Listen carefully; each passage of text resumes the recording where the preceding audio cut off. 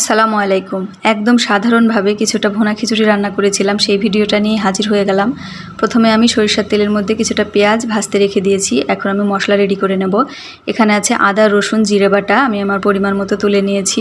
সঙ্গে দিয়ে দিয়েছি ধনিয়া গুঁড়ো 2 চামচ, আর দিয়ে দিলাম এখানে আমি মরিচ গুঁড়ো 2 চামচ, আর দিয়ে দিলাম হলুদ গুঁড়ো 1.5 চামচ দিয়েছি আমি, 1 চামচ আর হাফ চামচ, আর দিয়েছি লবণ পরিমাণ মতো। এখন আমি এটাকে একটু একটু করে পানি দিয়ে ঠিক একদম বাটা মশলার মতো করে মাখিয়ে নেব। আর এখানে আমার ছিল হাফ কেজি গরুর মাংস আর 1 কেজি পোলাওয়ের চাল আর ডাল দিয়ে 1 কেজি পোলাওয়ের চাল ছিল।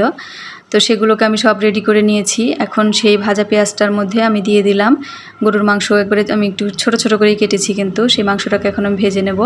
এখন দিয়ে দিলাম আমি একটা তেজপাতাকে আমি 2-3 টুকরো করে কেটে নিয়েছি, আর সঙ্গে 2 টুকরো দারচিনি দিয়ে এখন মাংসটাকে খুব ভালো করে ভেজে নেব। মাংসটা কিন্তু এভাবে ভেজে নিলে এই রান্নার